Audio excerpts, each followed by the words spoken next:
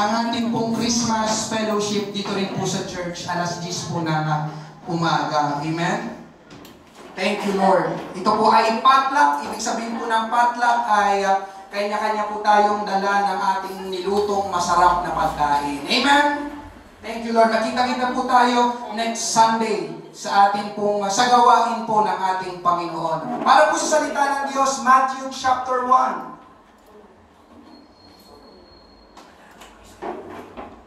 Matthew chapter 1. Naniniwala ako mga kapatid na lahat ng tao ay merong pangalan. Naniniwala ka rin ba? Sigurado ako na lahat ng kaharap ko ngayon ay merong pangalan. Amen? Pero isa pang tanong ko ay meron din ba kayong nickname o palayaw? Sino sa inyo may palayaw? Anong palayaw mo, Nay Rebecca? Becky. Nay Makari, anong palayaw mo? Karing. Sir Janet, may palayaw po kayo? Net. Opo. Sister Sherry, may palayaw po kayo? She. Okay. Si Brother JR, may palayaw po kayo? Riley po. Riley. Riley. Parang mula sa JR, humaba, ano? Riley. Amen. Thank you, Lord. Si Clyde. Clyde, may palayaw ka, Clyde? Ano po, isa po tinatawag po ako na lalay ko sa baka. Ha? Lalay po. Lalay? Lalay. Okay, lalay. Praise God. Ako rin ay may palayaw ako nung bata pa ako. Ang tawag sa akin nung bata pa ako ay Tim-Tim. Di ba ganun yun? Para magtunog bata yung pangalan, inuulit yung pangalan. Diba? Timothy. Tim-Tim.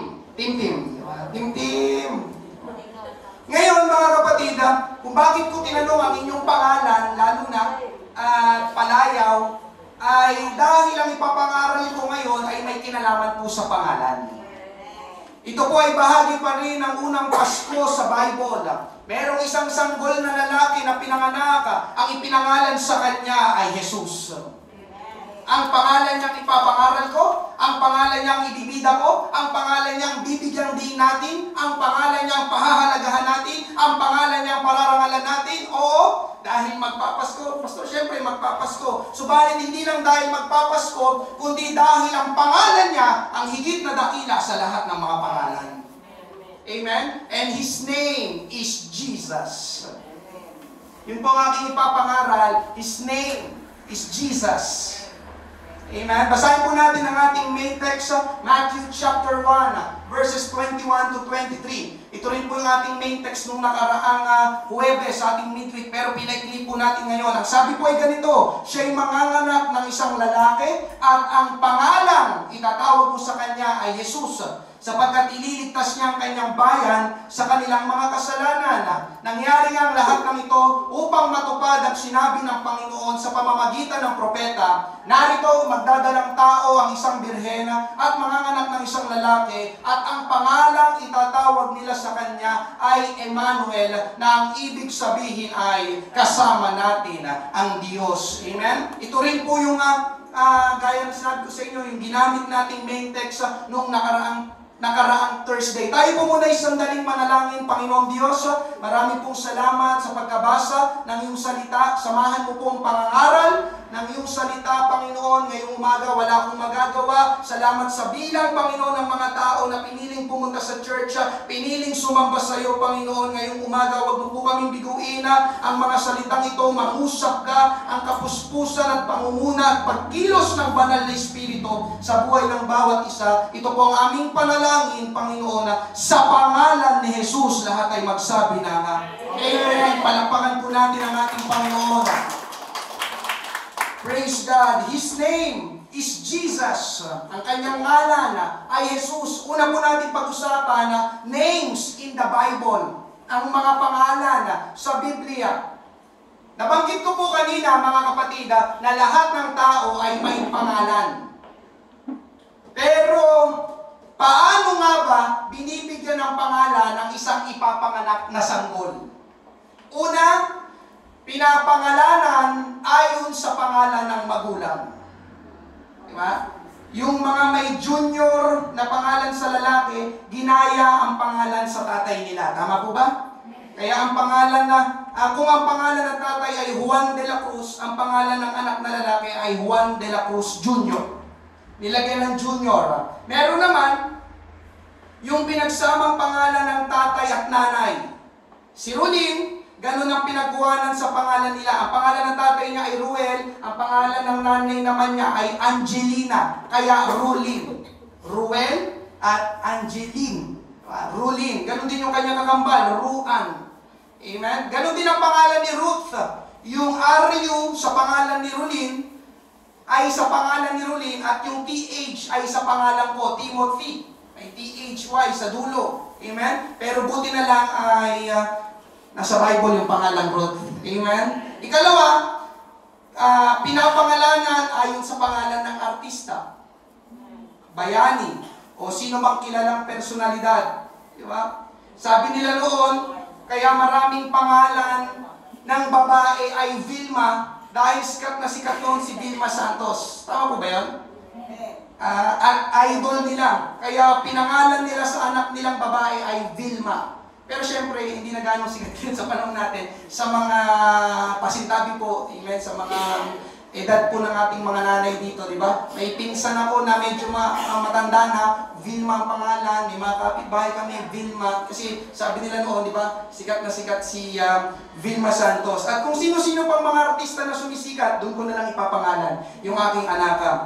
Ikatlo, pinapangalanan ayon naman daw sa buwan ng kapanganakan. Ito naman yung siguro ay wala nang maisip na ipangalan. Anong pangalan mo? April. Bakit April? Kasi April ako pinanganak eh. Ganon din yung July, di ba? Kasi July pinanganak ka. Pero wala pa akong alam na October ang pangalan. Kayo po ba may kilala? Tsaka December, no? Ako wala pa naman, di ba? April lang, o kaya July, o kaya June, di ba? Kasi doon daw sila pinanganak. May! Tama, meron nga. May. Amen? August, meron din. Ikaapat, mga kapatid, ito yung pinakamatindi. Yung pinangalanan o pinapangalan na parang hindi pinag-isipan talaga ng mabuti. Dito sa Pilipinas, alam niyo po ba mga kapatid, merong tao na ang pangalan ay Drinkwater. Ang apelido niya ay Rivera, di ba? Siya si Drinkwater Rivera. Talagang hindi niya makakalimutan uminom ng tubig, di ba? Sa tuwing tinatawag yung pangalan niya, tubig, tubig, di ba? Drink water.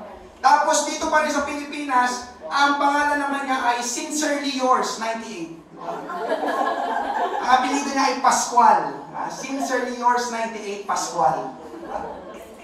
Ganun mga unique. Tapos hindi lang siya, yung mga kapatid pa niya ay si Macaroni, 85, at si Spaghetti, 88.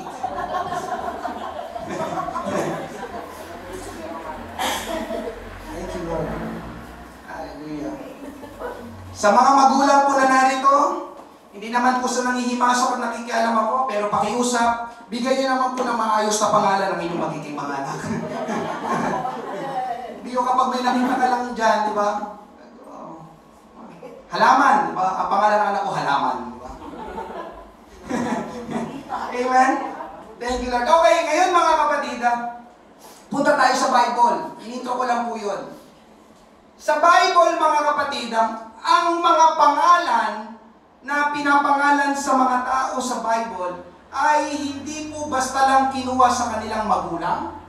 Hindi rin po basta kinuha lang sa buwan ng kanilang kapanganakan o taon ng kanilang kapanganakan. At mas lalong hindi rin po pinagtripan o hindi pinag-isipan yung pangalan. Amen? Ang pagbibigay po ng pangalan sa mga tao sa Bible ay may kahulugan. Ito po ay nakabase sa kung sino sila, sa katangian nila, sa karakter nila, sa nangyari sa kanila, at sa karanasan nila. Tulad po ni Abraham, mga kapatid, sino pong nakakakilala kay Abraham sa Bible? Ang unang pangalan ni Abraham ay Abram o Abram. Ang ibig sabihin ng Abraham ay exalted father. Exalted father. Kaya lang ay wala namang anak si Abraham. Pero salamat sa Diyos, tinawag siya ng Diyos para sa kanya magsisimula ang isang bansa na pinili ng Diyos na maging sa kanya. Kaya pinalitan yung pangalan niya na Abraham, na ang ibig sabihin ay ama ng maraming bansa. Genesis 17:4-5, para sa akin, ito ang aking pakikipagtipan sa iyo. Ikaw ang magiging ama ng maraming bansa. Ang pangalan mo ay hindi na tatawaging Abram, kundi Abraham ang magiging pangalan mo, sapagkat ikaw ay ginawa kong ama ng maraming bansa. Amen? Nangyari nga mga kapatid. Bakit? Paano siya naging ama ng maraming bansa? Alam niyo po ba mga kapatid na pati ang mga Muslim o yung mga Arab nations, ang kinikilala nilang ama o ninuno na pinanggalingan ay si Abraham. Amen? Yung Israel, yung mga bansang nakapalibot sa kanya ng mga Arab nations, si Abraham din, yung kanilang kinikilalang ninuno. Pinanggalingan. Kaya totoo mga kapatid, kapag pinag-aralan nyo pa ng mabuti ang kwento ng buhay ni Abraham sa Bible, totoo. Mula sa kanya, naging ama siya ng maraming mga bansa. Bansa ngayon ng Israel, bansa ngayon ng Syria, bansa ngayon ng Lebanon, bansa ngayon ano ba yung mga katabi pa nila? Syria. Amen. Lahat yun. Halos magkakamag-anak lang yung mga yan, mga kapatid sa ating Panginoon. Amen? Lahat yun, rooted. Ang pinag-ugatan, mababasa nyo kanilang history sa Bible. Amen? Ang kanilang pinanggalingan ay si Abraham. Kaya mga kapatid, yun ang ibig sabihin ng pangalang Abraham. Tapos, meron pang isa. Yung apo ni Abraham, si Jacob. Ang ibig sabihin ng pangalan ni Jacob ay supplanter o deceiver. Sa Tagalog ay mandaraya, manlalamang, mapagsamantala. Genesis 27:35-36. Ngunit sinabi niya, pumarito ang iyong kapatid sa pamamagitan ng pandaraya at kinuha ang basbas sa iyo. At kanyang sinabi, ito'y nagsasalita si Iso na kanyang kapatid, hindi ba tumpak na ang pangalan niya ay Jacob? Bakit? Dahil dalawang ulit niya akong inagawan. Amen? Si Iso, si Jacob, panganay si Iso, bunso si Jacob, sa kaugalian ngayon doon, sa Bible times ni Abraham, ang panganay na anak ang makakatanggap ng double portion ng inheritance at blessing. Amen? Kaya lang, itong si Jacob, na nasa likod ng pakanan ng kanyang nanay, na si Rebecca, amen, gusto niyang kunin yung double portion ng blessing at inheritance. Kaya ang ginawa niya, umalis si Iso ng aso, sabi nung nanay ni Rebecca sa kanyang anak, Jacob, wala na yung iyong kapatid, pagkakataon na natin ito. Yung iyong ama na si Isaac, malabo ng mata, matanda na, hindi niya na maaninag na maayos kung sino ba si Iso, kung sino ba si Jacob. Ganitong gawin natin, magluto ka ng napakasarap na pagkain, tapos ibigay mo sa iyong ama. Sabi ni Jacob, Nay, paano yan? Alam ni tatay na si kuya mabalbon. Hindi. Meron ako dyan damit na parang damit ng hayop na kapag hinipo ka ng tatay mo, akala niya ikaw si Iso. Ginawa nga nila mga kapatid, inalok nga ni Jacob, nagluto siya ng masarap na pagkain para sa kanyang tatay na si Isaac. Tapos sinabi ni Isaac, hindi pa sigurado muna, sige nga anak, lapit ka dito. Kasi di ba? Kung ikaw nga talaga si Iso, di na siya makakita eh. Paghipo niya, si Iso nga, mabalbon, mabalahibo. Pinagpala ni Isaac, si Jacob, na dapat ang pagpapala ay para kay Iso. Ngayon, pagdating ni Iso, ginagpis si Iso, ito nga sinabi niya, sabi ni Isaac, pumarito ang iyong kapatid sa pamamagitan ng pandaraya at kinuha ang basbas para sa iyo. Sabi ni Iso naman, hindi ba tumpak na ang pangalan niya ay Jacob? Dahil dalawang ulit niya akong inagawan. Kaya mga kapatid, yung Jacob sa Bible, ang ibig sabihin ay mandaraya, manlalamang, supplanter, deceiver, mapang-isa, mapagsamantala, Jacob. Amen? Kaya mga kapatid, pansin nyo ba? Yung pangalan sa Bible, hindi lang basta pinangalan sa kanila na para bang napagtripan lang ng kanilang mga magulang, hindi. May kinalaman sa katangian nila, karakter nila, ginawa nila, karanasan nila. Amen? Na yun ay bit nila, amen, nung sila'y nabubuhay pa dito sa mundo, kung saan sila magpunta, di ba? Dala nila yung pangalan nila, at yung pangalan nila ay may ibig sabihin. Meron pang lalaki sa Bible, ang pangalan naman niya ay si Jabez. 1 Chronicles 4:9. Si Jabez ay higit na kagalang-galang kaysa kanyang mga kapatid. At tinawag ng kanyang ina ang kanyang pangalan na Jabez, na sinasabi, sapagkat ipinanganak ko siya ng may kahirapan. Amen? Mga kapatid, ang ibig sabihin naman ng pangalang Jabez ay hirap. Kaya hindi maganda yung ibig sabihin pala ng pangalan ng Jabez. Dahil ang ibig sabihin ng pangalan ng Jabez ay hirap. Dahil nahirapan sa panganganak yung nanay niya, kaya ang ipinangalan sa kanya ay hirap. Piruin mo? Amen? Ang ipinangalan mo sa anak mo, hirap. Pain. Jabez. Amen? At syempre, kagaya ng sinabi ko kanina, dala-dala ni Jabez yun habang siya lumalaki. Siguro nung sila yung mga bata pa, di ba? Kapag pupunta na si Jabez sa mga kalaro niya, kasabihin ng mga kalaro niya, oh, nandiyan na si Hirap! Yun ang pangalan ng ibig sabihin ng pangalan ni Jabez. O paano, makikipaglaro ba tayo kay Hirap? Nako, wag na, baka maghirap tayo dito. Diba? Pansinin niyo mga kapatid, diba? Hindi lang basta pangalan. Merong ibig sabihin yung mga pangalan na ibinibigay sa kanila. Diba? Nandito na si Jabez, di ba? Eh, kung asaran yun, di ba? Kung kaibigan, Jabez. Pero kung asaran, di ba? Ah, nandito na si Hirap. Di ba? Kaya para kay Jabez, mga kapatid, siguradong masakit yun, di ba? Meron ba? Isang babae naman, si Naomi. Siya po ay biyanang babae ni Ruth sa Bible. Ruth chapter 1, verses 19 to 20. Nang sila'y makarating sa Bethlehem, ang buong bayan ay nagkagulo dahil sa kanila. At sinabi ng mga babae, ito ba si Naomi? Sinabi niya sa kanila, sinabi ni Naomi, huwag na ninyo akong tawaging Naomi. Tawagin ninyo akong Mara, sapagkat pinakitunguhan ako ng may kapaitan ng makapangyarihan sa lahat. Amen. Itong tagpong ito, mga kapatid, sina Naomi, nagkaroon ng kahirapan sa Israel, pumunta sila sa ibang lugar, sa lugar ng Moab, at pagdating nila sa lugar ng Moab, hindi naging maganda yung mga nangyari sa kanila doon. Namatay yung kanyang asawa, namatay yung kanyang dalawang mga anak. Ngayon, bumalik sila ngayon sa Bethlehem, sa Israel, kung saan talaga sila nagmula. Pagdating niya doon, nakita at nakilala siya ng mga kababayan niya. Si Naomi ba to? Sabi ni Naomi, pagtingin niya, huwag niyo na akong tawagin Naomi. Ang itawag niyo na lang sa akin ay Mara. Na ang ibig sabihin ng Mara ay mapait. Pait. Bitterness. Amen? Bakit itinawag niya sa kanya sarili ay Mara o pait? Dahil puro kapaitan ang naranasan niya sa ibang lugar, doon sa lugar ng Moab. Amen? So makikita natin, mga kapatid, na ang mga pangalan sa Bible ay hindi lang basta pangalan, kundi bawat pangalan ay merong kwento at nakadikit sa pangalan nila ang katangian, karakter, karanasan nila. At hindi lang po yung mga tao sa Bible ang ganon. Alam niyo po ba, mga kapatid, kundi pati ang Diyos? Alam niyo ba, mga kapatid, na ang Diyos ay meron ding mga pangalan?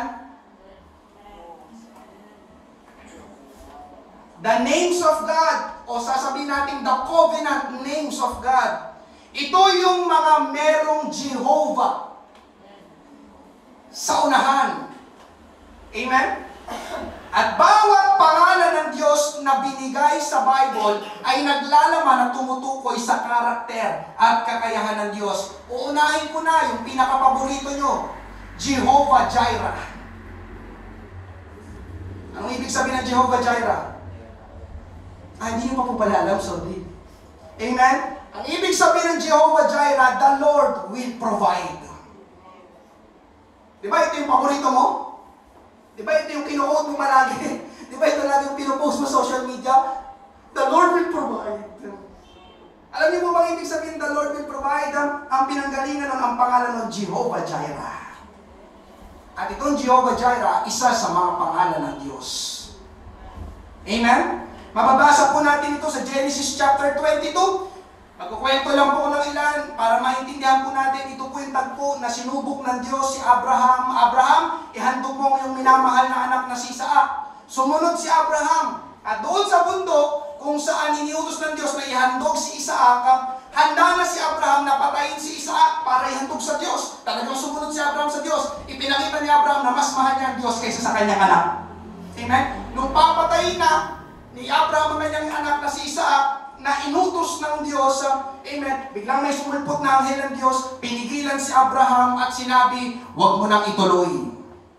Amen? Tapos, pagtingin ni Abraham sa kanyang gilid, may tupa na nasabit ang sungay sa mga sanga ng kahoy. Kaya ang ginawa ni Abraham, sa halip na si Isaac ang ihahandog niya, nag-provide ang Diyos ng hayop na ihahandog kapalit ni Isaac. Amen? Kaya sabi sa verse 14 ng Genesis 22, at pinanganlan ni Abraham ang dakong iyon ng Jehovah Jireh.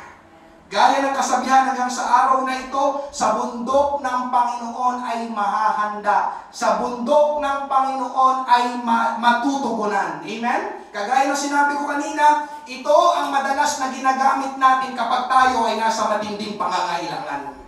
Kapag tayo ay nasa matinding kagipitan. Tumatawag tayo sa Diyos at kinikilala natin siya na Jehovah Jireh dahil siya ang tumutugon sa ating mga pangangailangan. Amen? Hallelujah! Tuwing Thursday, meron tayong testimony dito. Nakakarinig tayo ng mga patotoo na ang Diyos tumutugon agad sa inyong mga pangangailangan. Amen? Ilang beses na ako nakarinig, nagtitinda sila ng mga coco lumber. Panginoon, wala pa kaming benta, wala pa kaming customer. Bigyan mo naman kami ng customer. Amen? In an instant, pak! Bilang may darating na customer, bibili sa kanilang tindahan, yung nanalangin, tuwang-tuwa, Panginoon, tumutugon ka nga sa aming mga pangangailangan. Amen. Amen? Because one of the names of God, Jehovah Jireh, the Lord will provide. Amen? Alam niyo mga kapatid, hindi lang ito pangalan ng Diyos, ito rin ang ginagawa ng Diyos. Amen? Alam ko, testimony ko na sa inyo to, one time, yung bago kami ipadala dito sa Pateros conference noon, yun na yung launch out night, Friday night, amen, giving, ang pera ko sa bulsa ay isang 500 at isang 100. Alala nyo na mga kapatid, habang dun sa giving, kinakausap ako ng Panginoon, amen, ibigay mo yung 500. Pero ang sinasabi naman ng puso ko, hindi, ibigay mo yung 100. So nagtatalo sa kalooban ko, 500, 100, pag binigay ko itong 500, wala na kaming pera. Pupunta pa kami sa Pateros, may gawain pa kami sa darating na linggo. Amen? Pero nyo mga kapatid, hinayaan ko na mas manaiga ang gusto ng Panginoon kaysa sa gusto ko. Pagdaan ng offering basket, ang inihulog ko ay 500. Amen? So fast forward, at tapos yung service, tinawag kami ni Rolina, mula sa Mandaluyong, ipapadala sa Pateros, tinawag yung aming pangalan. Pag-uwi namin ni Rolin, amen, sabi pa ni Rolin noon, hinatid kami ng aking bilas, papunta kami sa kanila muna kami nag-stay. Sabi ni Rolin kasi, November, may mga tingnan na ng mga puto bongbong. Sabi niya, gusto ko ng puto bongbong. Bili tayo. Ako naman sabi ko, wala na tayong pera. Ibigay ko sa church. Pero hindi ko sinabi sa kanya, sa isip ko lang, ano lang ako, tumutungo lang ako. Sige, bili tayo puto bongbong. So pagdating namin sa bahay, ng aking bilas, amen, may nag-chat kay Rolin, kapatiran sa Mandaluyong, amen. Sabi niya, Sister Rolin, bago magsimula pa yung gawain ng Friday night, hinihipo ako ng Panginoon, meron akong pagbibigyan ng pera. Kaya lang hindi ko alam kung sino. Hindi malinaw sa kanya kung sino. Pero nung tinawag na daw kami sa harap, biglang naging malinaw, sina Brother Timothy pala, Sister Rolin yung bibigyan ko. Alam nyo, nagpadala yung kapatiran sa Mandaluyong ng 2,000. 500, naging 2,000. Amen? Bakit? Because the Lord will provide. Bili ka na 10 puto bongbong. Kaya yung pangalan ng Jehovah Jireh, mga kapatid, pagpapakilala na ang Diyos ay tumutugon sa ating mga pangailangan. Meron pa, Jehovah Rapha. Ang ibig sabihin ng Jehovah Rapha, the Lord who heals. Ang Diyos na nagpapagaling. Amen? Mababasa naman natin ito sa Exodus chapter 15. Exodus 15:26 na sinasabi, kung iyong diringgin ang buong tiyaga ang tinig ng Panginoon mong Diyos, at iyong gagawin ang matuwid sa kanyang mga mata, at iyong susundin ang kanyang mga utos, at iyong tutuparin ang lahat ng kanyang mga batas, wala akong ilalagay na karamdaman sa iyo na gaya ng inilagay ko sa mga Ehipsyo. Ito na yung ating parang main phrase, sapagkat ako ang Panginoon na nagpapagaling sa iyo. Sa ibang translation ng English, mga kapatid, I am the Lord, the Jehovah Rapha, who heals you. Amen? Ito po yung tagpo na kakalabas lang ng mga Israelita sa Egypt. Tapos nagsabi ang Diyos sa mga Israelita na kung susundin nila ang mga utos ng Diyos, hindi sila makakaranas ng salot na dinala ng Diyos sa mga Ehipsyo dahil ang Diyos, ang Panginoon, ang nagpagaling o nagpapagaling sa kanila. Alam niyo mga kapatid, hindi lang ito totoo sa mga Israelita, kundi maging sa bawat isa sa atin ngayong umaga. Ang Diyos ay totoong nagpapagaling sa atin. Amen. Ilang beses ko nang napatotoo, meron dito isang nanay, amen, nagkaroon ng bukol sa kanyang dibdib. Amen. Siyempre, siya'y nag-alala. Sabi ng doktor, baka cancerous yung bukol na yon. Alam niyo mga kapatid, nanalangin tayo. Salamat na lang, meron tayong alamat sa Bible, sa salita ng Diyos, na nampalataya o Panginoon, Ikaw ang Jehovah Rapha, Ikaw ang aming Diyos na nagpapagaling. Nanalangin kami, makalipas lang ang 2 linggo, nagpabiopsy yung nanay na yon. Sabi sa kanya ng doktor, nasaan na yung bukol? Bakit nagtatanong nasa yung bukol? Kasi nawala na yung bukol. Amen. Meron isang nanay. Amen. Hallelujah. Nagkaroon ng cyst sa kanyang ovary. Buntis. Amen. Nag-alala ako. Sabi kasi ng doktor, nung dinala siya sa ospital, ooperahan. Amen. Pwede ba yun? Buntis o operahan? Paano yung sanggol dun sa kanyang sinapupunan? Amen. Nanalangin din tayo mga kapatid. Linggo ng umaga, hindi ko makakalimutan. Amen. Nanalangin tayo. Salamat sa ating Panginoon na yung nanay na tinutukoy ko, nanganak na. Amen. Naalala ko pa, magiging bisita natin si Pastor Steve Zapata. Parang wala pa siyang 1 linggo nanganganak. Aba, umatay ng revival services. Sabi ko, kapapanganak niyo na po, nandito na po kayo. Okay lang po, ligtas naman ako ng anak eh. Amen. At isa pa, hindi na ako na-operahan. Amen. Ngayon ay dala-dala niya dito minsan yung kanyang anak na yan. Dito ba dinedicate sa church? Last year. Amen. Hallelujah. Ang ating Diyos ay nagpapagaling. Merong isang nanay dito. Meron siyang tinatawag na, ano po yun? Buwa. Buwa. Hindi ko alam kung ano yun. Hindi ko alam narinig yung salitang yun eh. Buwa. Amen. Para bang sa lalaki, yung daw ay lus-lus. Diba? Matagal niya lang palang iniinda, pero salamat nakapakinig siya ng salita ng Diyos, na ang Diyos pala na sinasamba at pinapangaral natin dito sa Father's House ay Diyos na nagpapagaling, na nampalataya yung nanay na yun, tumawag siya sa ating Panginoon, Panginoon, pagalingin mo ako. Isang gabi yung Thursday midweek service, masaya siya nagbalita sa akin, Pastor, ang tagal kong dinadala yung buwan na yun. Alam niyo, Pastor, ngayon, kinakaba ako, wala na akong makapa, pinagaling na ako ng ating Panginoon. Kaya yung pangalan na Jehovah Rapha, magpapakilala ng Diyos ay nagpapagaling ng anumang sakit at karamdaman sa atin. Meron pa, pangatlo, Jehovah Nissi, na ang ibig sabihin ay the Lord is our banner. Amen? Exodus 17:15-16, nagtayo si Moises ng isang dambana at pinangalanan ito nang ang Panginoon ay aking watawat. Yun yung ating hinahanap na phrase, ang Panginoon ay aking watawat. Kaya sinabi, may kamay sa watawat ng Panginoon, ang Panginoon ay makikipagdigma kay Amalek mula sa isang salin lahi hanggang sa susunod na salin lahi. Kwento ko po ulit mga kapatid. Ito yung tagpo na merong kalaban ng Israel, yung mga Amalekita, yung tawag. Itong mga Amalekita o Amalekites ay marami at malakas na puwersa. Ngayon, ang ginawa ni Moses, sa inyong personal na pagbabasa na lang din po para mas maintindihan niyo po yung kwento, habang nakikipaglaban ng mga Israelita, doon sa isang burol, nandoon si Moses, tinaas niya yung kanyang kamay na may hawak na tungkod.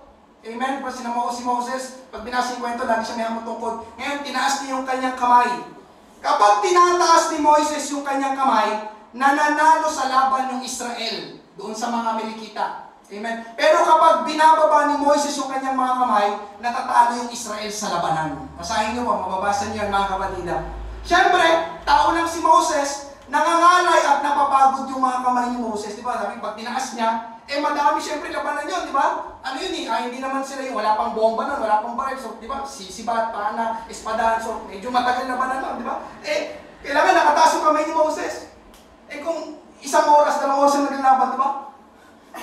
Di ba matapos yun ako? Matakabalin na ako, di ba? So, pag kailangan niya ibaba, pag binababa niya, natatalo yung kanyang bayan, yung Israel. Basahin niyo po sa Exodus chapter 17. Ngayon, buti na lang, merong 2 tao doon, isa yung kanyang kapatid, si Aaron, kasi ang pangalan ng isa, si Hur. Ang ginawa nila, para mapanatiling nakataas yung kamay ni Moses, yung parang, sila yung naging, ano bang tawag doon? Naging handler, naging, Hur, diyan ka sa kabilang kamay ni Moses, dito sa kabila, sila yung nagtaas ng kamay ni Moses. meron dito. So dahil nakataas yung kamay ni Moses, amen, kapag binasa yung kwento, ang resulta, nanalo ang Israel sa labanan. Anong makikita natin doon mga kapatida? Kailangan natin ang tulong ng iba. Kapag pagod na tayo sa labanan. Pero higit na mas lalong kailangan natin ang tulong ng Diyos sa ating mga labanan. Amen? Yung pagtaas ng kamay ni Moses, mga kapatid, ay pagpapakita na kailangan nila ang tulong ng Diyos sa labanan. Yun yung ibig sabihin. Basta ba't kailangan itaas yung kamay ni Moses? Ibig sabihin, kinikilala ni Moses at ng Israel na, Panginoon, kailangan namin ng tulong mo. Malakas at marami yung pwersa ng kalaban.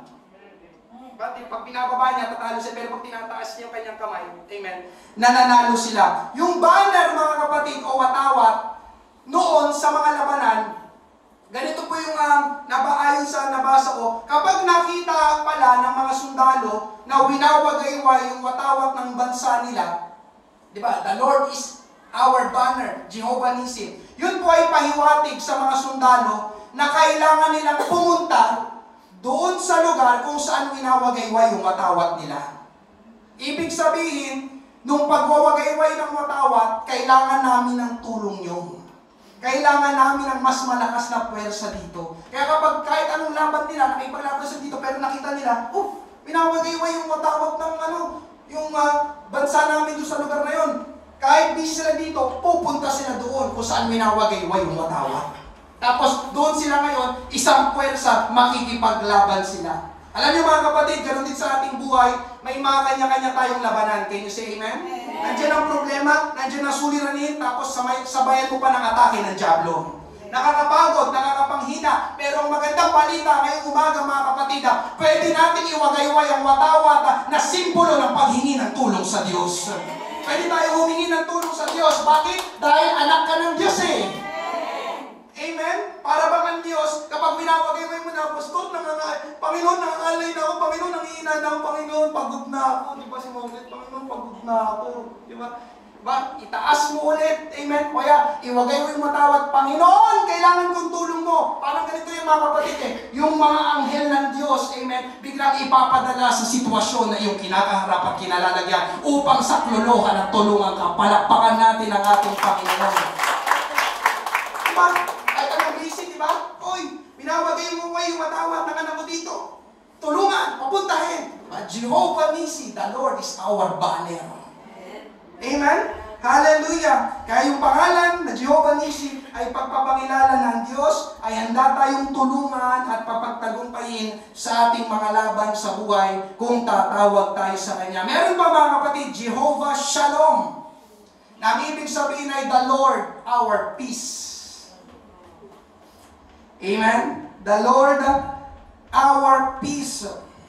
Ito, naniniwala ko mga kapatid, isa ito sa mga hinahanap ng mga tao sa panahon natin. Amen? Basahin ko lang ulit, Judges 6:23-24. Ngunit sinabi ng Panginoon sa kanya, sumaiyo ang kapayapaan. Huwag kang matakot, hindi ka mamamatay. Nang magkagayoy, nagtayo roon si Gideon ng isang dambana sa Panginoon at tinawag iyon na ang Panginoon ay kapayapaan. The Lord is peace, or the Lord our peace. Ito po yung tagpo mga kapatid na rebelde at tumalikod ang Israel sa Diyos at nagpasimula silang sumamba sa mga Diyos-Diyosan. Kaya ang resulta, ibinigay sila ng Diyos sa kanilang mga kaaway, sa mga Madyan o Madyanita. Kaya ang nangyari dito, kapag mag-aani na ang Israel ng kanilang pananim, bigla namang dadating ang mga kaaway para kunin at sirain yung kanilang mga pananim at para rin kunin yung kanilang mga alagang hayop. So, ganito na ang pangyayari mga kapatid, paulit-ulit na gano'n, kung kailan aani na sila, kung kailan excited na sila, yes, aani na tayo, tsaka naman darating ang kalaban. Gano'n naghirap ang Israel sa kamay ng mga Madyan sa loob ng maraming taon. Pero dahil sila ay Israel, bayan ng Diyos, alam niyo mga kapatid, mabuti pa rin ang Diyos sa kanila. Napakita ang Diyos kay Gideon, at sinabi na ililigtas niya ang Israel sa pamamagitan niya, sa pamamagitan ni Gideon. Tapos ito nga, binasa natin, nakilala ni Gideon na ang Panginoon ay kapayapaan. Ibig sabihin mga kapatid, kahit sa gitna ng kaguluhan at karahasan na nangyayari sa kanila, pwede silang makaranas ng kapayapaan sa ating Panginoon. At yun ang naranasan ni Gideon nang makatagpo niya ang Diyos. At alam niyo ba mga kapatid, pwede din nating maranasan yun. Kahit ang gulo ng ating pamahalaan. Alam niyo ba ang gulo sa ating pamahalaan niyon? Sa halip na silang nagkakain sa amen. Amen. Anyway, commercial lang naman ito, di ba? Grabe. Alam niyo mga kapatid, kailangan talaga nila ng ating panalangin. Di ba? Kaya sa mga nagbabalak po sa inyo pumasok sa politika, I discourage you kung gusto mong tumakbo sa pagkapangulo. Pray mo na mabuti, sakit yan sa ulo. Di ba? Ang gulo sa ating lugar, ang gulo sa inyong lugar, ang gulo ng mga nangyayari sa ating bansa, di ba? Pastor, unti-unti na tayong pinapasok ng mga Chinese, ng mga Pogo. Pero magandang balita, may kapayapaan sa Panginoon. Pastor, nagtataas ng presyo ng mga bilihin ngayon. Ang magandang balita, may kapayapaan sa Panginoon. Amen. Kahit ngayong magpapasko, na sobrang aligaga ang mga tao, na pressured, stress, at depressed, pwede tayong magkaroon ng kapayapaan sa ating puso. Bakit? Dahil ang Panginoon ay Jehovah Shalom, the Lord our peace. Amen? At ito pa yung ibang pangalan ng Diyos sa Bible. Hindi na po natin iisa-isahin. Amen? Aabutin po tayo ng alas 4 ng hapon. Amen? Jehovah Shammah, the Lord is there. Jehovah Chidkenu, the Lord our righteousness. Jehovah Rohi, the Lord our shepherd. Jehovah Emkadesh, the Lord who sanctified. Ang Diyos na naglilinis o nagpapaging banal. Jehovah Rohi, the Lord our shepherd. Ang Panginoon, ang ating pastol. Amen? Makikita natin dito mga kapatid, bawat pangalan ng Diyos na binigay sa Bible ay pagpapakilala sa karakter ng Diyos kung sino siya at sa kakayahan ng Diyos kung ano ang ginagawa niya. Bawat isa dyan mga kapatid, amen, hindi lang yung pangalan, kundi yan ang ginagawa ng Panginoon. Amen? Pastor, nasaan dyan si Jesus? O ang pangalan ni Jesus? Kasi ang pamagat ng pangangaral mo, His name is Jesus. Amen? Huwag po kayo mag-alala, may second point pa tayo. Amen? Second point, pag-usapan natin, the name of Jesus. Amen? Karamihan ng ating tinalakay sa first point ay mula sa Old Testament. Ngayon, mga kapatid, punta tayo sa New Testament. Dahil dito lumitaw eksakto si Jesus o ang pangalan ni Jesus. Basahin natin ulit yung ating main text sa Matthew chapter 1, verses 21 to 23. Siya'y manganganak ng isang lalaki at ang pangalang itatawag mo sa kanya ay Jesus, sapagat iniligtas niya ang kanyang bayan sa kanilang mga kasalanan. Nangyari nga ang lahat ng ito upang matupad ang sinabi ng Panginoon sa pamamagitan ng propeta. Narito, magdadalang tao ang isang biren at manganganak ng isang lalaki at ang pangalang itatawag nila sa kanya ay Emmanuel, na ang ibig sabihin ay kasama natin ang Diyos. Manganganak na sa tagpong ito si Maria, siya'y nagdadalang tao sa pamamagitan ng Espiritu Santo at ang pangalan daw na itatawag sa sanggol ay Jesus. Ngayon, anong meron sa pangalan ni Jesus? Pansinin niyo po yung sinabi sa verse 23. Verse 23 please. Thank you po. Narito, magdadalang tao ang isang biren at manganganak ng isang lalaki at ang pangalang itatawag nila sa kanya ay Emmanuel, na ang ibig sabihin ay kasama natin ang Diyos. So mga kapatid, ang ibang tawag sa pangalan ni Jesus ay Emmanuel. At ang ibig sabihin ng Emmanuel ay kasama natin ang Diyos. Anong ibig sabihin nun mga kapatid ngayong umaga? Nang ipanganak si Jesus, ang Diyos ng langit ay bumaba dito sa lupa. The very nature of God was with Jesus. Amen? Yung katangian ng Diyos na pinakilala natin kanina sa first point kung sino ang Diyos at ginagawa ng Diyos ay tinataglay din mismo ng Panginoong Jesus. Na kay Jesus din. Amen? Naunawaan niyo po ba yung point mga kapatid? Kasi ang pangalang Emmanuel ay kasama natin ang Diyos. Kaya kung sino ang Diyos na pinakilala ng Old Testament sa Bible ay ganon na ganon ang Panginoong Jesus. Amen? Kung ang Diyos sa Bible, Jehovah Jireh, nagpo-provide ng ating mga pangangailangan, mga kapatid, ganun din ang ating Panginoong Jesus. Nagpo-provide din siya ng ating mga pangangailangan. Amen? Hallelujah. Emmanuel, kasama natin ang Diyos. Kung sino ang Diyos na tinalakay natin kayo sa first point, ganon na ganon, exactly, amen, taglay din mismo ng ating Panginoong Hesus. Amen? So, pupunta tayo ngayon, mas more on New Testament tayo. Alam niyo po ba, yung kwento sa pagpapakain ng 5,000 lalaki, bukod pa ang mga babae at mga bata. Alam niyo po ba yung kwento sa Bible? Ang daming tao na sumusunod kay Jesus, kaya lang inabot na sila ng hapon at wala pang kinakain yung mga tao. Sabi ng mga alagad ni Jesus, Panginoon, pauwi na natin sila. Sabi naman ni Jesus, hindi, pakakainin muna natin sila. Sabi ng mga alagad, lahat yan? Ay, Panginoon, lahat yan? Diba? Biruin nyo, lalaki pa lang, 5,000 na. Sabi niyo, Panginoon, lahat yan? Kasi Panginoon, meron lang tayo dito, 5 tinapay, 2 isda eh. Tapos pakakainin natin lahat yan. Lord, are you kidding? English na, Lord, nag-joke ka. Panginoon, 5 tinapay, 2 isda, ganyan karaming mga tao. Amen? Sabi ni Jesus, dalhin niyo sa akin yung 5 tinapay at 2 isda. Amen?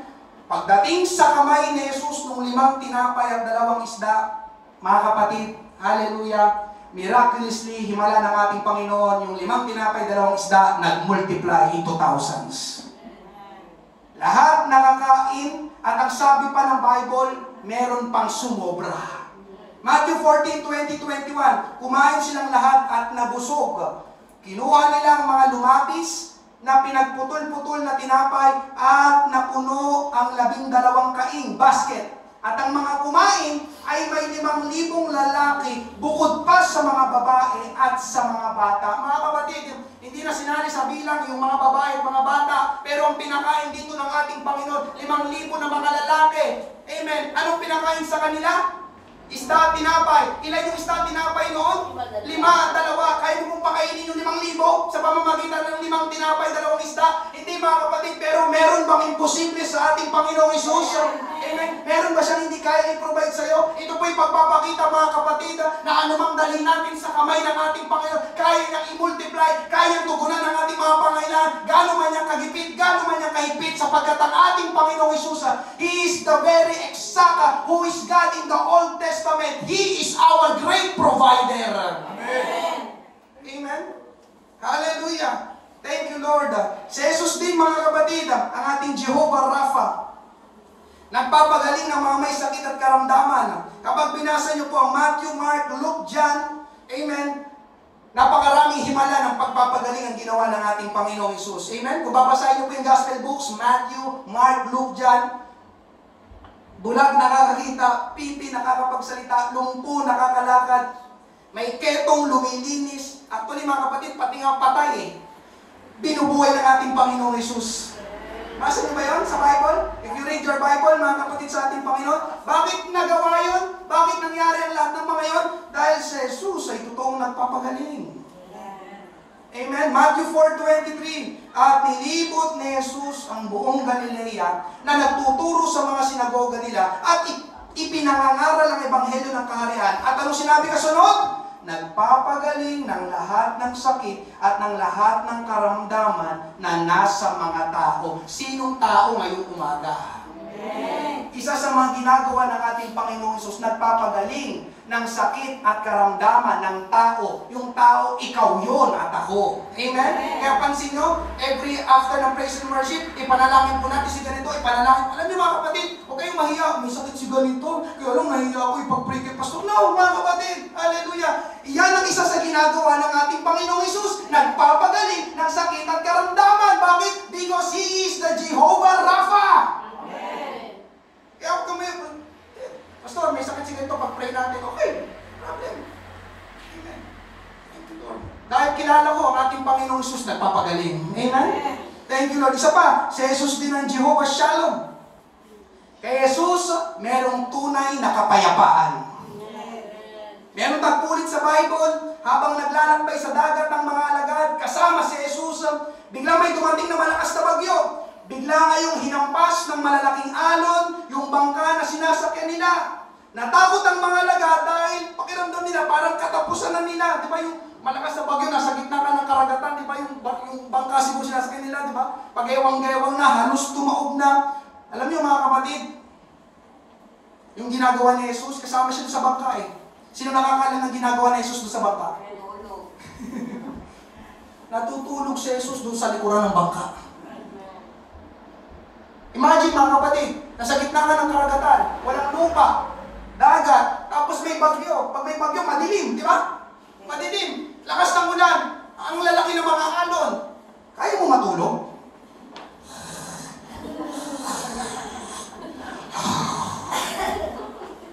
Mga kapatid, kung ina-dramatize lang natin, ganun ginagawa ni Jesus sa tagpong to. Tulog. Biruin nyo mga kapatid, yung mga lagad, di ba? Mamatay na tayo. Amen? Kaya alam niyo mga kapatid, doon pa lang, makikita natin na talagang may kapayapaan sa ating Panginoong Hesus. Kaya mo matulog sa gitna ng bagyo? Halos tumaob na yung bangka. Nagawang pang humilik. Amen? Ginising siya ng mga alagad, Panginoon, wala ba sa'yo kung mamamatay tayo? Anong ginawa ni Jesus? Matthew 8:26. Sinabi niya ni Jesus sa kanila, bakit kayo natatakot o kayong maliliit ang pananampalataya? Kaya bumangon siya at sinaway ang mga hangin at ang dagat. At ano sinabi kasunod? Nagkaroon ng lubos na kapayapaan. Oh, praise God, di ba? Parang inising siya ng mga alagad, Panginoon, wala pa sa'yo. Amen, kung mamamatay na tayo. Sabi ni Jesus, ano ba yan? Sarap-sarap ng tulog ko. Ginagambala niyo ako. Ano bang meron? Panginoon, pumapagyo. Ang ginawa ng Panginoon? Hangin. Tigil. Bagyo. Umayapa ka. At nagkaroon ng lubos na kapayapaan. Tumahimik yung bagyo, yung hangin, tsaka yung ano ng mga dagat. Amen? Hallelujah, mga kapatid sa ating Panginoon. I will tell you, walang taong makakagawa nun. Hindi totoo yung narinig nyo na taga Davao na lumindol, sinabi, stop! Tapos nag-stop, no! Amen? Kasi nungalingan nyo, amen? Ang makakagawa na kayang magpatigil ng mga supernatural disaster katulad ng mga bagyo ay walang iba kundi ang ating Panginoong Hesus. Amen? At sa Kanya, pinapakita sa tagpo na ito na ating binasa, sa ating Panginoong Hesus ay merong tunay na kapayapaan. Kaya kung ikaw ay nasa magulong isipan ngayong umaga, tumawag ka sa pangalan ni Jesus. Hingiin mo ang kapayapaan ng ating Panginoon. Amen? Para mamayang gabi, makatulog ka. Makatulog sa gabi, si Jesus sa kalagitnaan ng bagyo. Ano ibig sabihin ng bagyo? Problema, suliranin, hindi magagandang pangyari. Tinulugan lang ni Jesus. Amen? Gusto mo makatulog mamayang gabi? Kahit magulong yung isipan, isuko mo lahat sa ating Panginoon, hingiin mo ang kapayapaan ng ating Panginoong Jesus. Palakpakan natin ang ating Panginoon. Amen. Meron pa isa, si Jesus din ang Jehovah Shammah. Ibig sabihin, the Lord is there. Kanina, di ba? Nilista nyo, the Lord is there. Ang Panginoon ay nariyan o kasama natin. Amen? Meron ulit tagpo sa Bible, ang mga alagad na lang, nasa paglalakbay din sila sa dagat. Ganun ulit, mga kapatid. May biglang dumating na malakas na bagyo at halos tumaob na naman yung bangka na sinasakyan nila. Natakot na naman yung mga alagad. Pero maya-maya, biglang dumating ang Panginoong Hesus na naglalakad sa ibabaw ng tubig. Wala na siya doon sa bangka, yung mga alagad na lang. May bagyo ulit, amen, natakot na naman yung mga alagad, mamatay na tayo. Pero maya-maya, biglang dumating ang kanilang Panginoon na si Hesus na naglalakad sa ibabaw ng tubig. Matthew 14, 26-27, at nang makita ng mga alagad na siya ay lumalakad sa ibabaw ng dagat, nasindak sila na nagsasabi, multo! Pero hindi po multo si Hesus, amen. Nagsigawan sila sa takot. Pero dito, ito yung ating hinahanap, verse 27, ngunit nagsalita kaagad sa kanila si Jesus na nagsasabi, laksan ninyo ang inyong loob, ako ito, huwag kayong matakot. Anong ipinapakita naman nito sa ating mga kapatid sa panahon na ikaw ay natatakot? Sa panahon na ikaw'y naguguluhan, sa panahon na ikaw'y nanlulupay-pain, amen, pwede nating tawagin ang pangalan ni Jesus. Bakit? Dahil nais niyang pumunta sa iyong kalagayan at samahan ka at palakasin ka na sabihin din ng Panginoon sa iyo, anak ka, lakasan mo ang iyong loob, ako ito, huwag kang matakot. Amen? Hallelujah! Ang Panginoon ay kasama natin sa ating mga problema at suliranin dahil siya ang Emmanuel. God with us, kasama natin ang Diyos. Amen? Palakpakan ulit natin ang ating Panginoon. Praise God! Sa lahat ng pangalan ng Diyos, ito yung may biro. At ito rin yung madaling tandaan, yung Jehovah Shammah. The Lord is there. Kasi sabi nila, ang Panginoon ay kasama natin. Yun lang, gano'n na kadali, di ba? Parang nag-iisa ako. Amen? Maalala mo, ay, may sinabi si Pastor, Shammah, Shammah. Jehovah Shammah, Lord, kasama ka namin. Amen? Hallelujah. Ibig sabihin nun, the Lord is there. Sa iyong mga kalagitnaan ng problema at suliranin, nais kang samahan ng ating Panginoon. Hallelujah. Kaya ang katotohanan na makikita natin dito mga kapatid, kung sino at anong ginawa ng Diyos sa lumang tipan ay ginawa rin ni Jesus sa bagong tipan. Kaya ngayong umaga, mga kapatid, ang pangalan ni Jesus, amen, pakinggan po natin ito mga kapatid, ang pangalan ni Jesus ay mas lalong higit na mataas at higit na dakila sa lahat ng pangalan. The name of Jesus is the name above all names. Amen?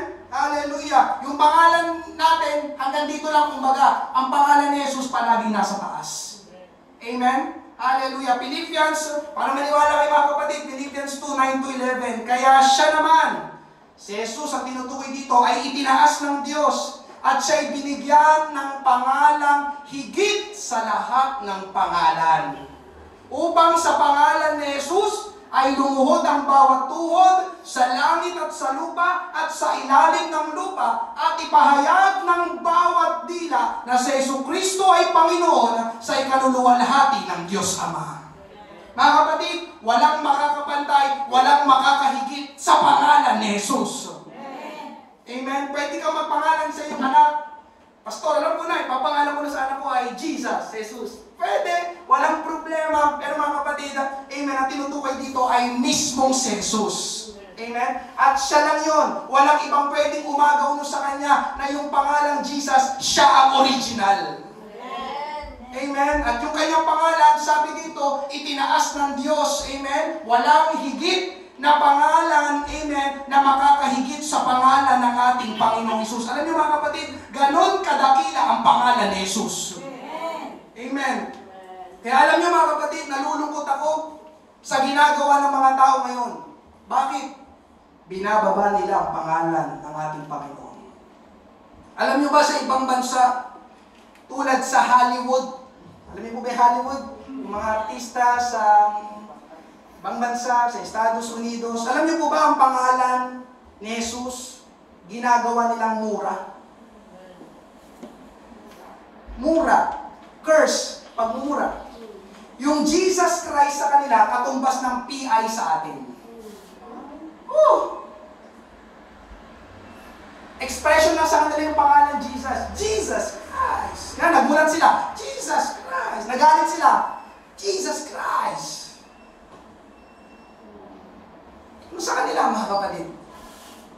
Ganon kasama ang tao. Amen? Grabe nilang ibaba, grabe nilang maliitin, grabe nilang ipahiya ang pangalan ni Jesus. Sa kanila, wala lang yun. Meron. Biruin mo, ginawa pa nilang mura. Hallelujah. Di ko na lang naisama dito. Alam niyo po ba na isa sa 10 utos ng Diyos, mababasa sa Exodus chapter 20? Kung di ako nagkakamali, pangatlo ata siya, pangapat. Huwag mong gagamitin ang pangalan ng Diyos sa walang kabuluhan. Do not use the name of the Lord in vain. Basahin niyo mamaya sa inyong personal na pagbabasa. Huwag mong gamitin ang pangalan ng Diyos kung saan-saan lang. Lalo na siyempre sa pagmumura, di ba? Yun ay napakalaking kasalanan sa Diyos, pamumusong. Amen? Pero ipinapangaral ngayong umaga, hindi po mumurahin ang pangalan ni Jesus. Napakamahal, napakadakila, napakahalaga, napakamakapangyarihan ang pangalan ng ating Panginoong Hesus. Kaya ganoon na lang tayo mga kapatid, kung magpahalaga sa pangalan ng Panginoong Hesus dito sa church. Wala tayong ibang itinataas na pangalan dito, kundi ang pangalan ni Hesus. Amen? Hallelujah. Hindi pangalan ni pastor, hindi pangalan ng kung sino-sino umatin sa church. No, ang kailangan nating itaas dito sa church ay ang pangalan ng ating Panginoong Hesus. Amen?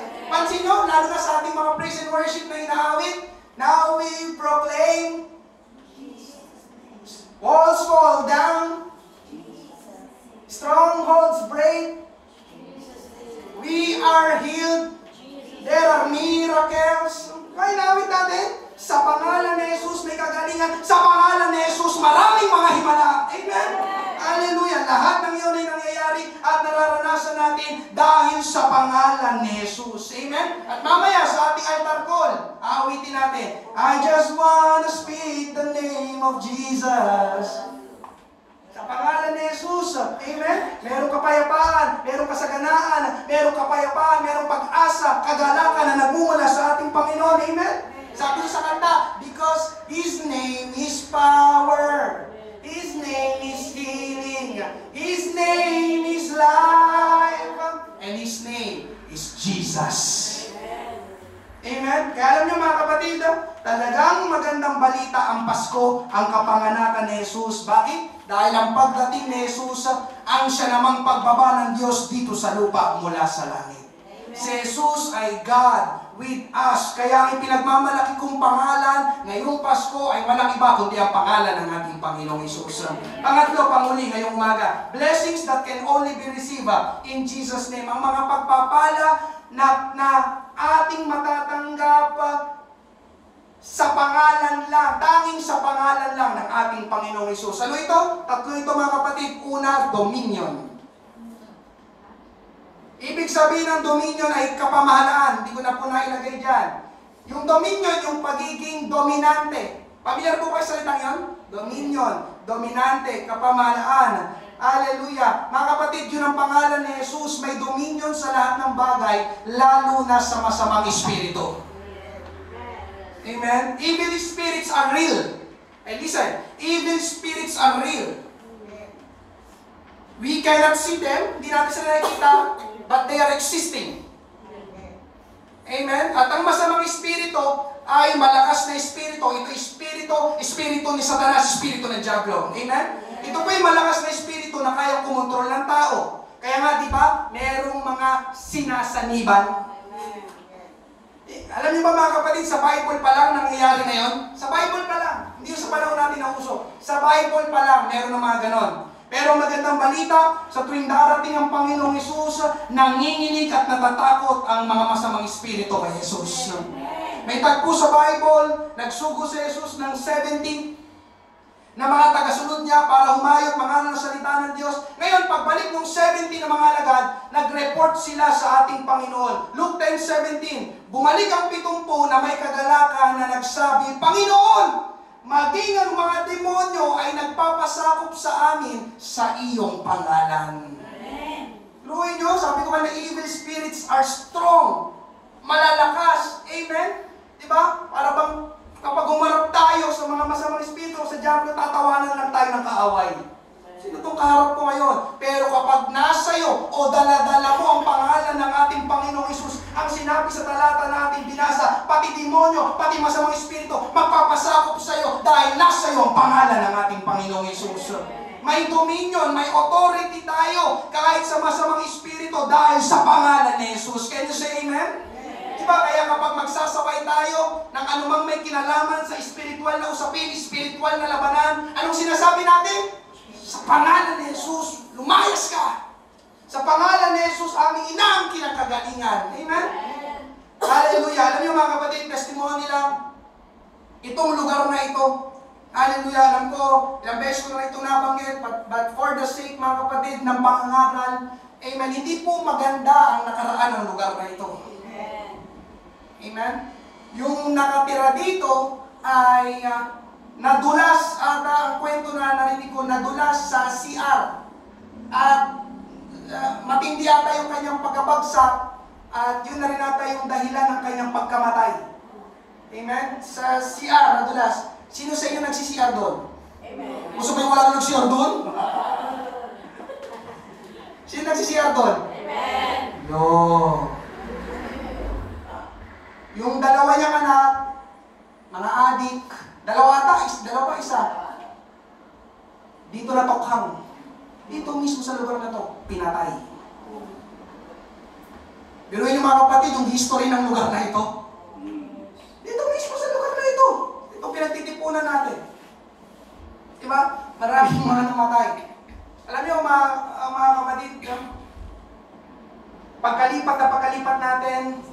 Yun ay May 2022. Amen. Pagka hindi pa na isasalangsang na maayos magamit namin nila Rolin, dahil na narinig ko rin, buti na lang may nagkwento. Amen. Alam niyo, hindi natin inatraso, ganun ba doon, takot naman, mga kapatid pala, kung na tayo tumuloy doon. Hindi, tuloy tayo. Amen. Ang unang ginawa namin ni Rolin, hindi ko alam kung andito rin si CJ noon, ano na natin ginawa? Nanalangin kami. Amen. Yes, ang pinakauna namin ginawa. Pagdating mga gamit, nandyan pa, nakatabi pa dyan, mga gamit, mga cabinet, mga damit. Sabi ko, mamaya natin ipagpatuloy yung gagawin natin. Amen. May kailangan tayong mahalagang gawin. Ano yun? Manalangin tayo. We pray, nandiyan kami. Nakapaikot kami gano'n. Amen. Nanalangin kami, Panginoon, kung ano man ang kwento, ano man ang nakaraan, ano man ang nakalipas sa lugar na ito, nakaraan na yun, Panginoon. At kung ano man yung merong namamahala dito, na masamang espiritu, Panginoon, pinapalayas namin, lumayas sa lugar na ito sa pangalan ni Jesus. Ito ngayon ay gagawin ng church, ito na ngayon ay gagawin tahanan mo, Panginoon, hallelujah, sa'yo na ang lugar na ito. We pray, mga kapatid, sa ating Panginoon. Hallelujah. Alam nyo, nakadalawang taon na tayo, itong 2025, patatlong taon na tayo sa lugar na ito. Wala kaming naramdamang kababalaghan ni Rolin dito. Amen. Wala. Yung para bang may tumutunog doon sa likod, di ba? May kumakatok. Eh, wala namang tao doon na yun, no? Wala, walang ganon, walang kumukuskus. Amen. Walang parang may gano'n paggabi. Wala mga kapatid. Actually, natulog na ako dito mag-isa. Kasi sila Rolin, pinapunta ni Juan sa San Juan, naiwan ako mag-isa dito. Wala. Amen. Sabi nung kapitbahay natin dyan, sa tabi natin. Nakwento ni Rolin. Parang manghang-manga siya. Tatlo lang kayo dyan? Sabi, tatlo lang kayo dyan? Paano niya nagagawa yun? Kasi alam niya may kwento lugar na to. Pati siya parang natatakot daw sa lugar na ito. Amen? Sabi ko naman, sa susunod, sabi mo sa kanya, pag sinabi niya, paano natin nakakaya natin kasi kasama natin ang Panginoon. Wala akong naranasan dito, natakot ako, biglang tumasok mga balahibo ko. Dito, may black lady dito. Wala mga kapatid, bakit?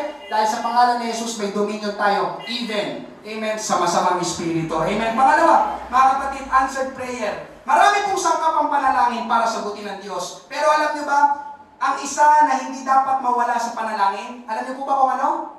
Ang pangalan ni Jesus. Kasi minsan, merong mga nananalangin, Panginoon, pagpalain mo, Panginoon, pagalingin mo, Panginoon, iligtas mo. Tapos, amen na kagad. Panginoon, pagpalain mo, amen. Panginoon, pagalingin mo, amen. Nawala na yung sa pangalan ni Jesus. Tumalon agad doon sa amen. Although parang akala nyo, maliit na bagay lang, pero mga kapatid, hindi po ganon. Mas dinidinig po ng Diyos at mas sinasagot ng Diyos ang panalangin na ipinanalangin sa pangalan ni Jesus. John 14:13-14, at anumang hingin ninyo sa aking pangalan ay aking gagawin. Upang ang Ama ay maluwalhati sa Anak. Kung kayo'y humingi ng anuman sa pangalan ko ay gagawin ko. Malinaw po ba mga kapatid? Kaya sa ating pananalangin, di ba? Panginoon, inaangkin na namin ang lahat ng panalangin na banggit sa pangalan ni Jesus. Amen. Hindi mo pwedeng alisin palagi yung pangalan ni Jesus. Bakit? Dahil ang pangalan ni Jesus, ang pangalang nakalulugod at nakaluluwalhati sa pandinig ng Diyos. Amen. Kaya kapag nananalangin tayo mga kapatid, huwag mong alisin ang pangalan ni Jesus. Mas pakikinggan, mas ditinggin ng Diyos ang ating mga panalangin, amen, lalo na sa pangalan ng ating Panginoong Jesus. Ikatlo mga kapatid, hallelujah, yung kaligtasan. Salvation. Ito po'y may kinalaman sa buhay na walang hanggan. Ang kaligtasan na tinutukoy ko ay yung pinakakailangan ng bawat tao. Pastor, anong kaligtasan yan? Kaligtasan sa impyerno. Lahat ng tao mapupunta sa impyerno. Amen? Dahil sabi ng Bible, lahat ng tao nagkasala. Amen? Alam niyo po ba yan mga kapatid? Kamay niyo lang narinig. Amen. Lahat nagkasala, ang kabayaran ng kasalanan, kamatayan. Yung kamatayan, impyerno yung tinutukoy nun. Amen? Pero salamat na parito ang ating Panginoong Isus. Amen? Anong ginawa ng ating Panginoong Isus? Yung kasalanan mo at kasalanan ko, kinuha niya, inako niya lahat, dinala niya doon sa krus ng Kalbaryo. Siya ang naging kabayaran ng ating mga kasalanan. Ngayon, anong punto ko dito mga kapatid?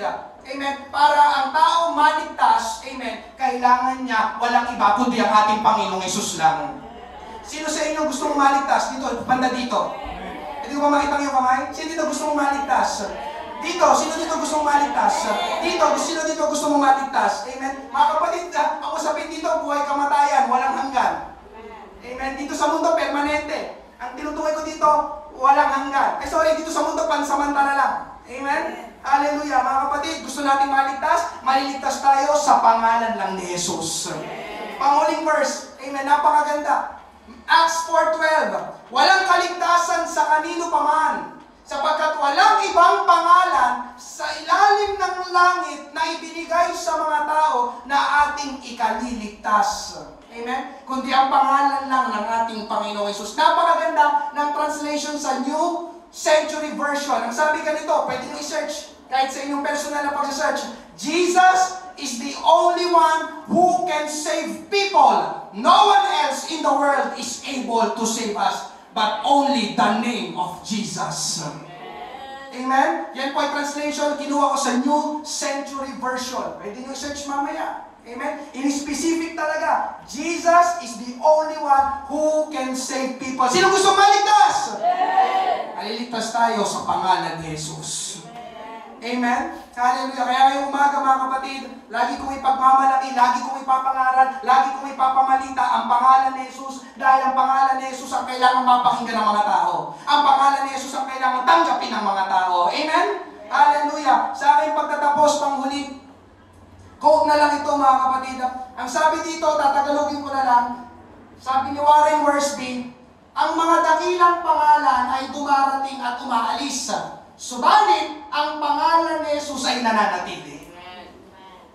Ang diablo ay kinamumuhian ito o galit dito sa pangalan ni Jesus. Ang sanlibutan ay kinokontra ito, opposes it. Yun nga, ginagawa nilang mura. Amen? Subalit, ang Diyos ay nananatiling pinagpapala ito. Amen? At pwede at kaya at patuloy natin at kaya nating angkinin ito. Amen? Sabi pa dito, sa pangalan ni Jesus ay ang susi na makapagbubukas sa pintuan ng panalangin. At sa kabangyaman ng biyaya ng Diyos. Ito daw, ang pangalan ni Jesus, ang sandata natin upang matalo natin ang kaaway. At ito rin ang motibasyon na nagtutulak sa ating pagsasakripisyo at paglilingkod. Amen? It's the name. Ang pangalan ni Jesus, amen, ang nagiging dahilan ng kasiyahan sa ating puso at sa ating mga labi upang umawit pa tayo ng kanyang mga papuri. Ganda lang sinabi niya, praise God. Amen? Great names come and go. Diba? Yung mga dakilang pangalan, yung mga sikat noon, malalaos lahat ng yan mga kapatid. But the name of Jesus, amen, remains. Hanggang ngayon nga 2,000 taon nang patay si Jesus, hanggang ngayon pinapangaral pa rin siya. At ang kanyang pangalan. Amen po ba? Hallelujah. Kaya ngayong umaga mga kapatid, ito ang magandang balita. Higit 2,000 taon nang nakalipas, merong ipinanganak na sanggol sa lugar ng Bethlehem. Siya ang kailangan ng bawat tao. Bakit? Dahil siya ang tumutugon, siya ang nagpapagaling, siya ang nagbibigay ng kapayapaan, siya ang dumidinig at sumasagot sa ating mga panalangin, siya ang nagpapala, siya ang nagliligtas, siya ang sumasa atin. Ang kanyang pangalan ay Jesus. His name is Jesus. Palakpakan, pasalamatan, purihin natin ang ating Panginoon ngayong umaga. Tayo magsiyo ko lahat. Praise God. Maya-maya lang tayo mag-altar call. Awitin natin. Amen. I just want to speak the name of Jesus. Pero bago yun, meron po ba dito? Amen. Hindi pa tumatanggap sa ating Panginoong Hesus, o ikaw marahil ay tumalikod sa ating Panginoon, kailangan mo siyang tanggapin muli sa iyong buhay. Meron po ba dito sa ating kalagitnaan? Ito ang tamang pagkakataon. His name is Jesus at siya ang pinakakailangan mo sa iyong buhay. Walang ibang pangalan na masihigit pa at dadakila pa sa pangalan ng ating Panginoong Hesus. Meron po ba ngayong umaga? Amen. Siya namin inaalok sa iyo. Siya namin ipinapangaral dito. Amen. Sa church. Ang pangalan niya ay Jesus. Thank you, Lord. Meron po ba? Kung wala po mga kapatid, tayo po yung mag-altar call, praise God. Ano man yan, amen, na kinakaharap po sa iyong buhay, narinig mo kayo na sa pangaral, ang Diyos ay merong mga pangalan, at bawat pangalan ng Diyos, kaakibat doon yung kanyang karakter at kanyang mga ginagawa. Amen, tumutugon, nagpapagaling, amen, sumasaklolo, amen, kapayapaan, ang Diyos laging nariyan, amen, ikaw man ay nasa kagipitan ng iyong buhay, hallelujah, salamat sa ating Panginoon. Binubuksan po natin ang ating altar habang tayo po yung maawit, praise God, I speak Jesus. Thank you, Lord. Marami pong salamat, Panginoon Jesus. Dakila ka na aming mga banal, Panginoon. Abutin mo, Diyos, sa umagang ito, ang mga may sakit karamdaman, Panginoon, na pinapahirapan ang kanilang katawan, walang karapatan. O Diyos, ang mga sakit na ito, Panginoon, hallelujah, sa iyong mga anak, ngayon pa lamang, amin ang sinasaway, ang spirito ng sakit karamdaman, lumayas sa kanilang katawan, sa pangalan ni Jesus. Hallelujah, Lord, tulungan mo, Diyos, ang bawat mga anak mo sa umaga nito, Panginoon, ang kanilang eksaktong sitwasyon, kalagayan na kinaroroonan, Panginoon, kailangan nila kapayapaan na mula sa iyo, mula sa magulong mundong ito, mula sa aming magulong kapaligiran, Panginoon, kailangan namin, Panginoon, ang iyong kapayapaan, Panginoon Jesus, sa aming puso, sa aming isipan, salamat, Panginoon Jesus, ikaw ay pinanganak, ikaw ay naparito, Panginoon, hallelujah, glory, glory, glorify your name, Lord, touch every heart, reveal yourself to us, Panginoon. Marami pong salamat.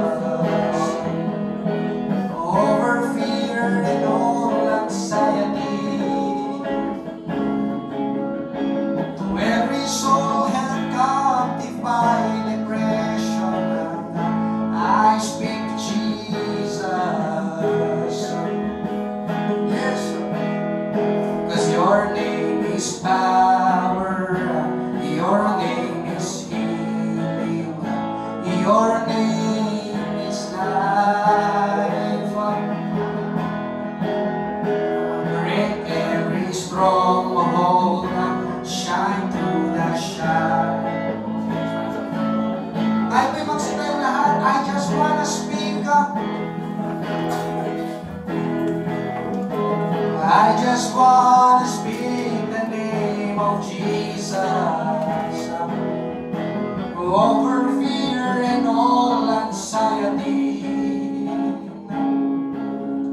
To every soul held captive by depression, I speak Jesus. Habang nakataas ang ating mga kamay, your name is power, cause your name is power. Your name is healing. Your name is life. Break every stronghold. Shine through the shadows. Burn like a fire. I just want to speak. First stanza. I just want to speak the name of Jesus. Till every dark addiction starts to break, declaring there is hope and there is freedom. I speak Jesus. Pasalamatan, purihin natin ang ating Panginoon sa umagang ito, Panginoon, na aming binibigkas, Panginoon, na aming itinataas, na aming pinaparangalan, na aming inuluwalhati sa umagang ito ay ang pangalan mo, Panginoon Jesus. Salamat sa kalayaan, salamat sa pag-asa, salamat sa kagalingan, salamat, O Diyos, sa kaligtasan, Panginoon, salamat sa katugunan ng aming mga panalangin, salamat sa lahat, Panginoong Jesus. Thank you, Lord, thank you, Lord, thank you, Jesus. Glorify your name, glorify your name. Purihin ka, pasalamatan ka, Panginoon, glorify your name. Jesus, hallelujah. Thank you, Lord. Glorify your name. Thank you, Lord. Tayo'y uwi ngayong umaga, mga kapatid. Pagdiriwang natin ang Pasko. Amen. Ngayong panahong ito, amen. At ang dapat nating itaas ay ang pangalan ni Jesus. Bilhin natin pag-uwi, hindi lang ang pangalan ni Jesus, kundi yung kanyang mga ginawa at patuloy na ginagawa pa sa ating buhay. Amen. I just want to tell you, His name is Jesus. Amen. Tayo po'y manalangin ngayong umaga. Thank you, Lord. Panginoon, marami pong salamat sa umagang ito, sa iyong mga pagpapalat, biyaya sa aming buhay. Salamat, Panginoong Hesus, dumating ka. Salamat, Panginoong Hesus, na parito ka, Panginoon, kaakibat mo, kaakibat ng iyong pangalan, Panginoong Diyos, ang mga pagpapalat, kapangyarihan, Panginoong Diyos, hallelujah, na nagmula sa aming Panginoong Diyos. Salamat, Panginoong Hesus, lalo tigit sa lahat sa kaligtasan, Panginoon, na sa iyo lang namin matatanggap, Panginoong Diyos. Salamat sa bawat isa. Alam ko, Diyos, may ginawa ka ngayong umaga, kinatagpo mo ang pangangailangan ng bawat isa. Inaangkin na rin namin ang kumpletong kagalingan sa aming mga kapatid na may sakit at karamdaman. Sa oras na ito, Panginoon, sa iyong pangalan, sila'y nagsigaling na, Panginoon. Uuwi kami, Panginoon, na merong kagalakan at kapayapaan sa aming puso dahil sa pangalan mo, Panginoong Hesus. Marami pong salamat. Ingatan mo pong bawat isa. Ibalik mo po kami sa susunod na gawain, O Diyos. Marami pong salamat. Ito po ang aming panalangin sa pangalan ni Hesus. Lahat ay magsabi ng Amen. Thank you, Lord. Thank you, Lord.